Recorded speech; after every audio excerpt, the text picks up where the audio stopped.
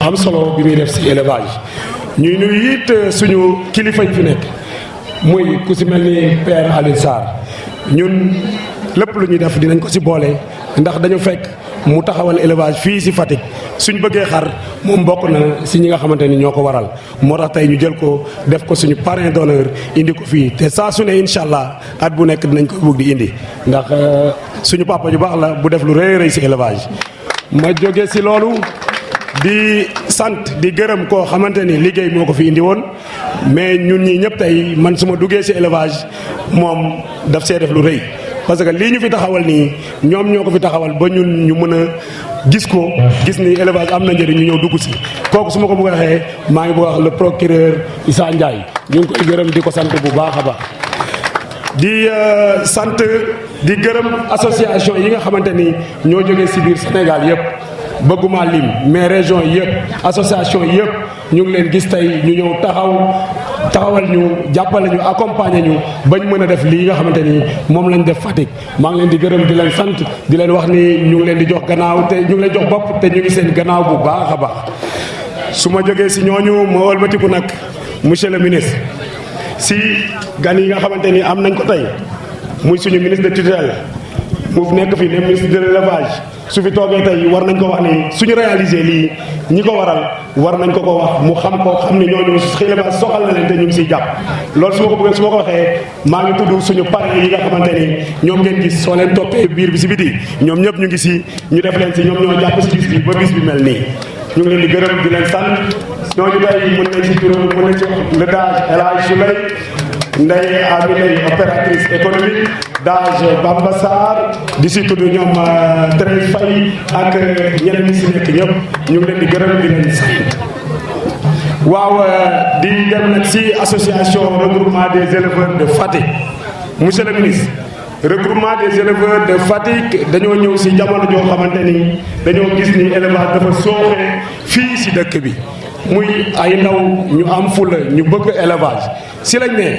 li ñuy toog di seetaan élevage ak solo bi muy am ak ni muy doxee si yeneen dëkk yi kon du yoon ñuy seetaan Fatick di des ginnaaw ndax élevage mënuñ koo wax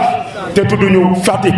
li tax mu fiy sooxe nag ñun doomu dëkk bi ñun ñoo si war a taxaw liggéey ko parce que soo xoolee le président de la république son excellence ñun gis na li nga xamante ni mu ngi koy def si élevage bokk na si secteur yi nga xamante ni ñoo ko gën a ñor ñoom lay gën a taxaw barki dem boo Ndiaye si journée de l'élevage bi gis nañ fa ay jéego yu mag ñu fa def ñu la si félicité monsieur le ministre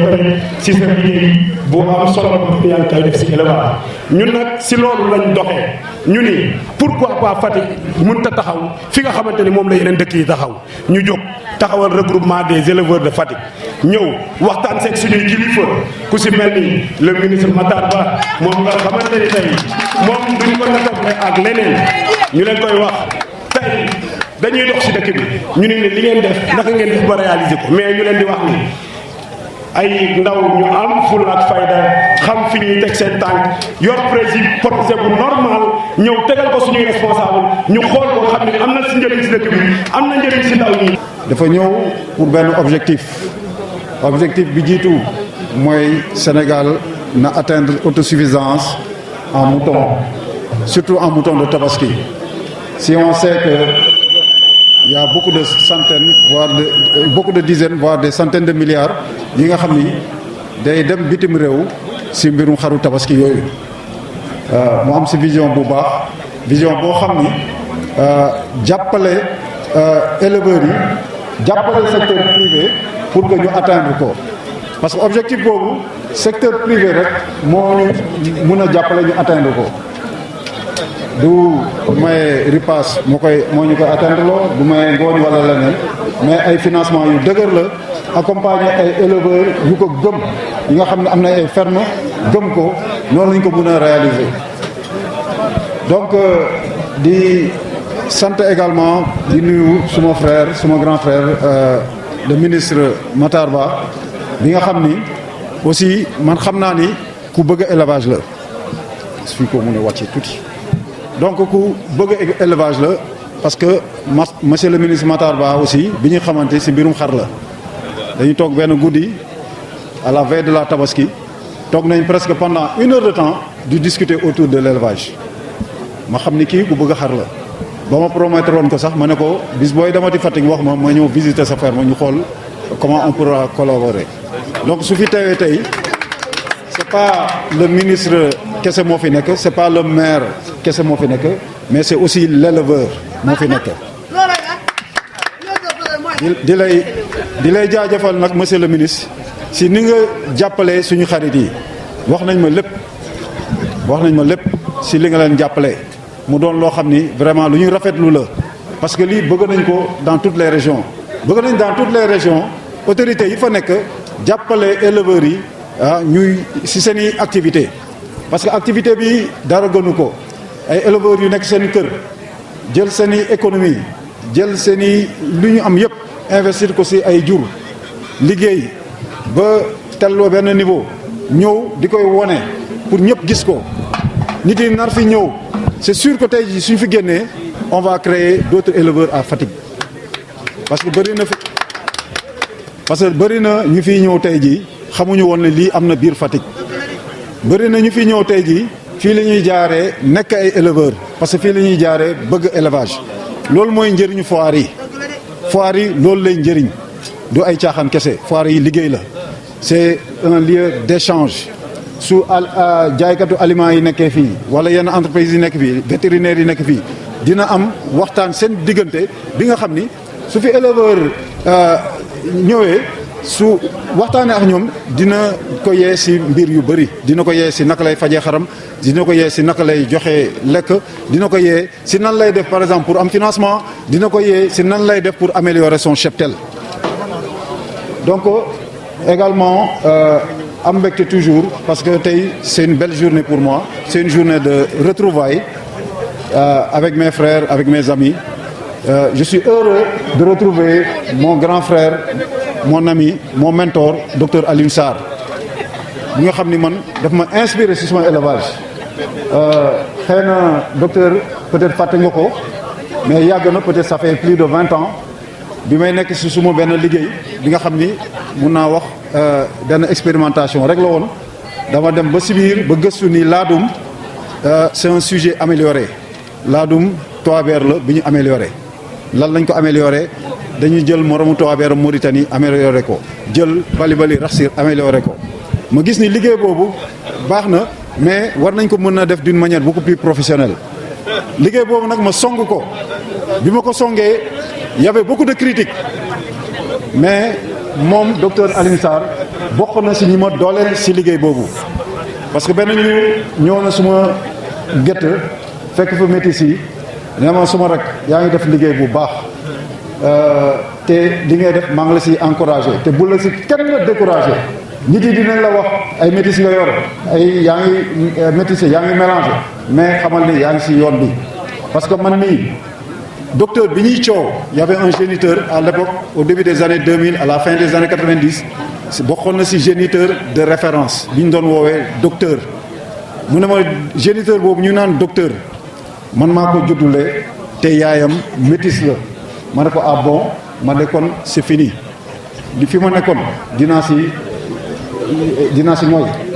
donc docteur merci beaucoup pour cet encouragement yaakaar naa ni tey jii suñ demee ba aboutir sur résultat yi ñu am ba ay Aïcha di génn ba ay Dieyna di génn ba ay magistrat di génn ba ay bâtonnier di génn ba ay galactique di génn yaakaar naa ni liggéey boobu moo tax te liggéey boobu yaa ma si encouragé docteur. donc également di nuyu au passage suma xarit le Dage Diouf bi nga xam ne que je l'ai connu au ministère de l'élevage mais lu tax surtout ñu nekk xarit du caageen ni dafa nekk d'âge foofu man ma nekk président association non lu tax ñu nekk xarit c'est ku bëgg xar la ku bëgg jur la te su ma juumul moom ma présenté sax la nouvelle association l'association REF su ma xamee REF moom la ak Moussa Yade la Moussa Yade Moussa na ma waxu REF moom mu ñëw woo ma mu ne ma bëgg naa nga recevoir leen te bëgg naa nga jàppale leen donc Dage maa ngi lay jaajëfal si loolu fi may terminer nag mooy vraiment féliciter waa REF si li ngeen def liggéey bu rafet bi ngeen def nii vraiment cette exposition de qualité bi mu fi gëj si bi ngeen di parrainer docteur Alioune Sarr boobu mun naa wax affaire bu ndaw la woon mais léegi daanaka su ma xoolee espace bi su ma xoolee qualité beeg yooyu yëpp daanaka multiplier ngeen ko au moins par 10. liggéey bi commencé nañ ko mais liggéey bi du jeex te comme ni ko Abou waxee secteur bu nekk gox bu nekk am na ci li ñu war a liggéey ba ñu amee indépendance ba léegi su événement bu ak amee nit ñi seen xel du dal dañuy laaj ndax xar yi dinañ jóge bitim réew pour ñëw yaakaar nañ ne jot na nag waa réew mi liggéey ay at ci gannaaw dama am sama benn xariti pël tudde na ma doom fii ma ne ko na dugg ci élevage moderne bi mu ne déedéet ñun pël nombre lañ xam am naa téeméeri nag am naa téeméeri xar ma ne ko du njëriñ li newul foofu may naxanteeg moom ba jox ko benn kuy ñaari at après mu ñëw ne ma man de dematuma fenn dama lal suma pijaan ma suma jaay xar juróom-ñetti junni mais mënatuma jaay xar lu dul ñeent fukki junni jëm ko donc élevage bi am na njëriñ xale yi na ngeen ci góorgóorlu mais aussi foog ngeen gën a discipliné association yi warul doon lu leen di séparer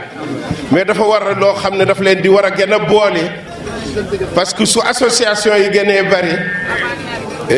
envie liggéey bi day gën a bari résultat yi day gën a bari te loolooy jëmale kane réew ñu ngi leen di encourager di leen gërëm di leen sant wasalaam. ki nga xam ne mooy ministre de l'élevage nuyu ko sant leen ba pare gërëm ko ndax li tax tey buñ ne produit assurance agricole c'est à la portée de l'éleveur c'est parce que état moo nekk ci ginnaaw subventionné ko à hauteur de 50% ndax mu mën na yomb ci gaañ yi adhésion bi pendant 1 an benn yoon nga ciy fay bés bu sa laadum wala sa xar daanoo ñu mën laa dàmp.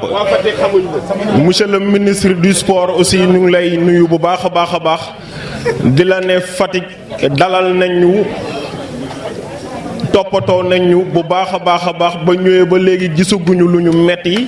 vraiment sant nañ bu baax a baax par rapport ak organisation bi bu ñuy wax organisation aussi yombul président Vieux Seck bu ñu ko sante sant donc membre yëpp bu waa REF vraiment chapiteau yi lépp rafet na biñ naan feccu liir nag bu neexee yaay jaa téye ci mbagam donc ñu ngi lay profité foofu sant parrain bi ak ñëpp ñi nga xam ni yéen a àndandoo liggéey ci loolu donc sans plus tarder defe naa war nañ mën a def la remise symbolique donc du chèque maire Maguette Ndour mais représentant bu Alpha la tudd mooy sëtam donc ñu mën a joxe sunu chèque bi nga xam ni moom leen koy dampee au nom donc de l'assurance agricole voilà. li tax ma ne moo waral cooli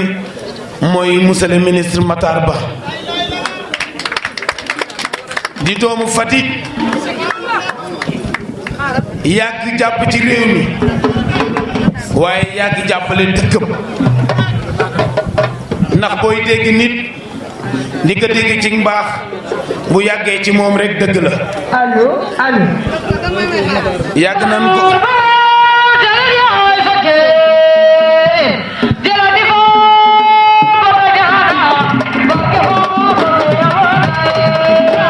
waaye sama kaddu tey du kaddu ministre des sports du kaddu maire de Fatick kaddu doomu Fatick tout court la parce que ba ngeen ñu seetsee. ne ñu da ngeen bëgg a def foire comme ñi ko ñëpp di defee loolu ku ko dégg rek mu dugg sa bopp te nga jël fi nga dëkk def ko ci sa dënn waratoo nelaw da nga ci war a jàpp parce que lii ngeen def tey defu leen ko pour wut xaalis da ngeen ko def pour jaay xar kanamu dëkk bi déjà parce que ñu bëri jóge nañ ci biti dëkk bi nekk ci réew mi xamuñu woon Fatick tey ñëw nañ Fatick taxaw fii gis Fatick mën na am sax bés yi di ñëw ñu am fi fu ñu dëkk c'est extrêmement important leneen li mooy da ngeen di inciter nit ñi ñu dem ci élevage wax nga ko élevage nekkul rek mbégte am na ci parce que nekk ay jur nattu la ci nit da nga koy bëgg waaye au-delà de ça élevage dana tax nit ami koppar dina tax nit jël boppam en charge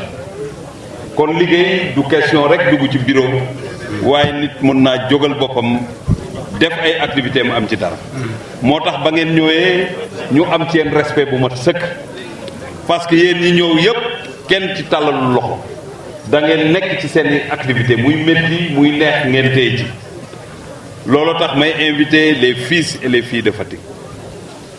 dafa am loo xamante ne dafay transcender les questions politiques et politiciennes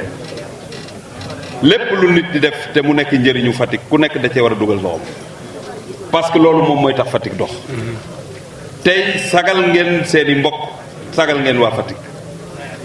moo tax dañ leen di renouveler suñu taxaw ci seen wet def ngeen foire waaye leneen lu ngeen bëgg a def te ñu mën ci dugal suñu loxo dinañu ko ci dugal c'est pourquoi monsieur le ministre comme je vous l'ai dit il y a la solidarité gouvernementale on est un collège des gens d'avocats pour vous demander de soutenir efficacement, de faire une discrimination positive pour ces jeunes éleveurs. On vous demande de les soutenir en aliments de bétail, en matériel, parce que amoon nga chance nag mais chance bi jeex na ba ma duggee ci élevage. Parce que c'est que vous ne savez pas, on a passé la journée yàggul avec nag yi président Macky Sall subventionné muy 1400 et quelques génies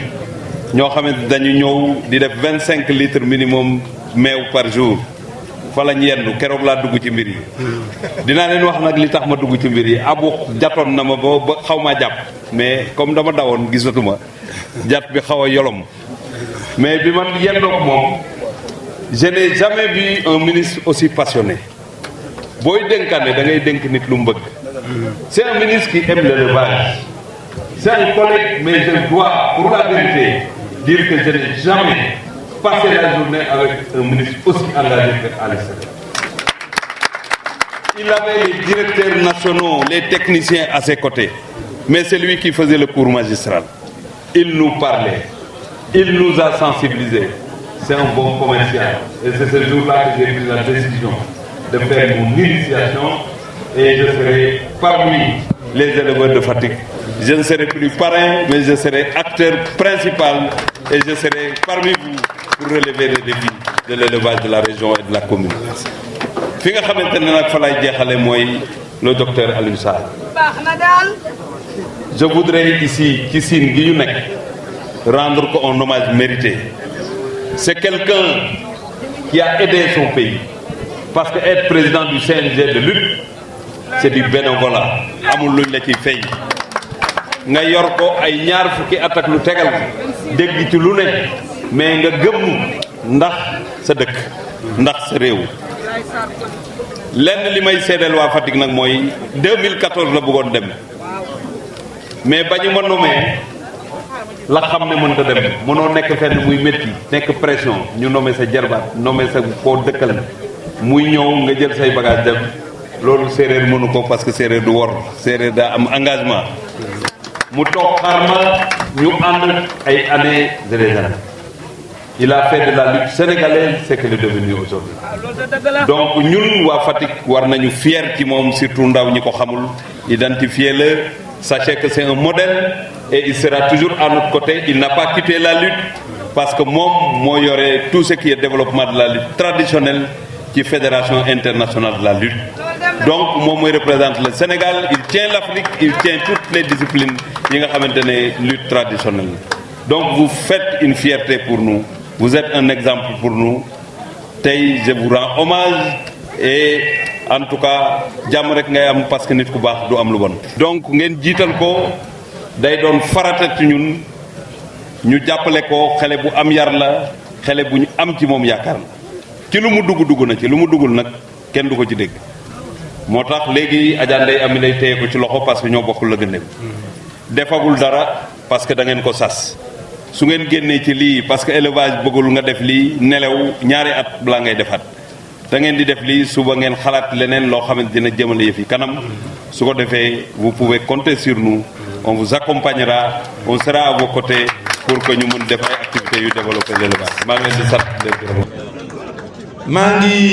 sant yàlla bu baax ba nga ma ommatee ma ñëw fii biir Sine. président de la république moom la yore réew mi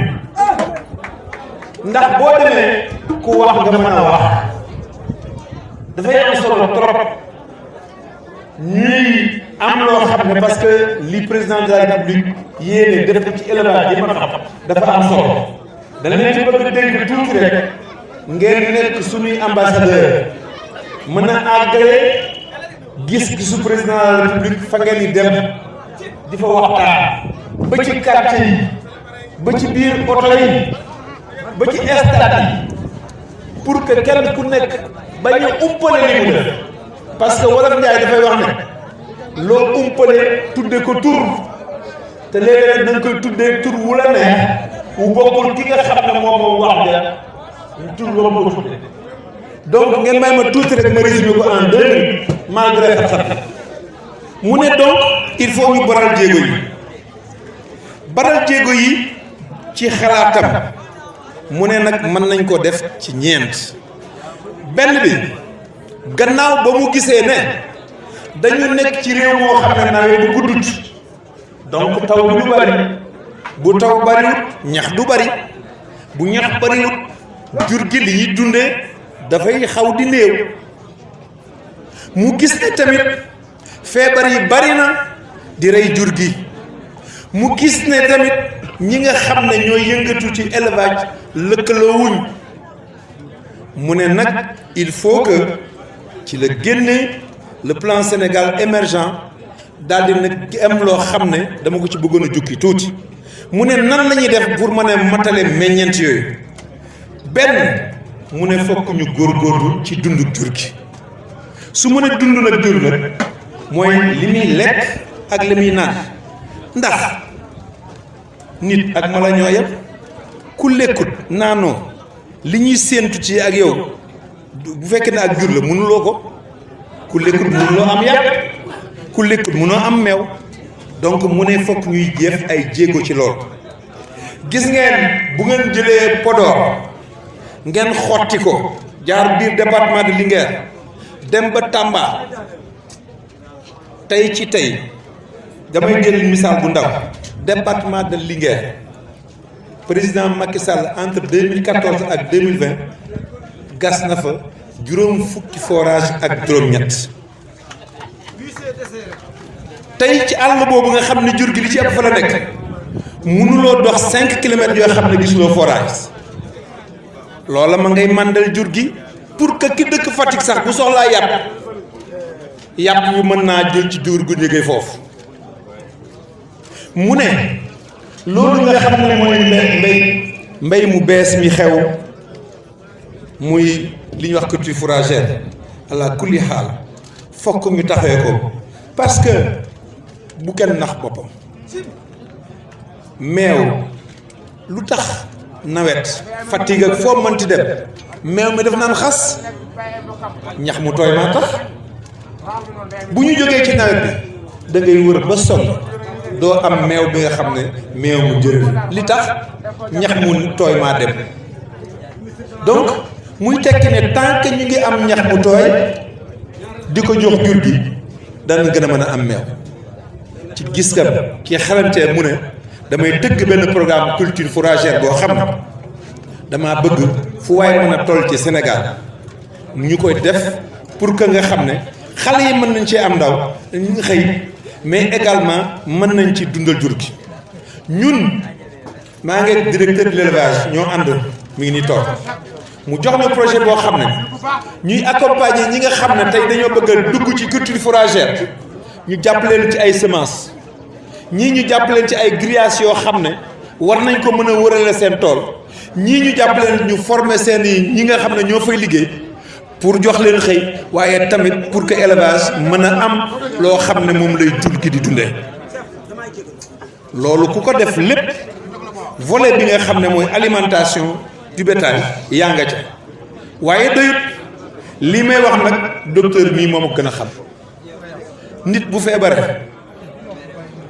mun du mën a liggéey jur gi aussi bu feebaree du mën a jur du mën a indi meew bi président Macky Sall di ñëw daanaka boo wàññee jur gi téeméer bu ci nekk ñaar fukki yi ak juróom dañuy dee dañuy faatu ci at mi loolu nag mu ne daf ci xar tànku tawee pour que taux boobu mën a wàcc te loolu bu wàccee li muy jur mooy jur gi day gën a bari jur gi gën a bari bu juree am meew ndawal ga gën a bari meew ma gën a bari mu tëgg ay programme yoo xam ne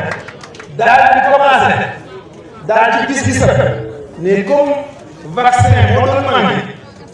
président de la République génne 1,6 milliard jënd benn machine boo xam ne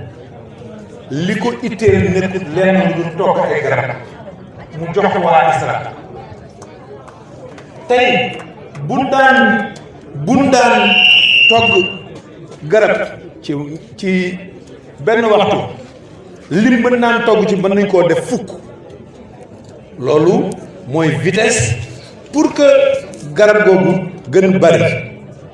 ba mu ci jógee mu jëndal ñu mbooleem loo xam ne mooy chaîne de froid maanaam li nga xam ne jumtukaay yi nga xam ne tey moom la ñuy dentee garab yi parce que ku ne ñekk ak jur fokk nga dem ba ci àll ba amul frigidaire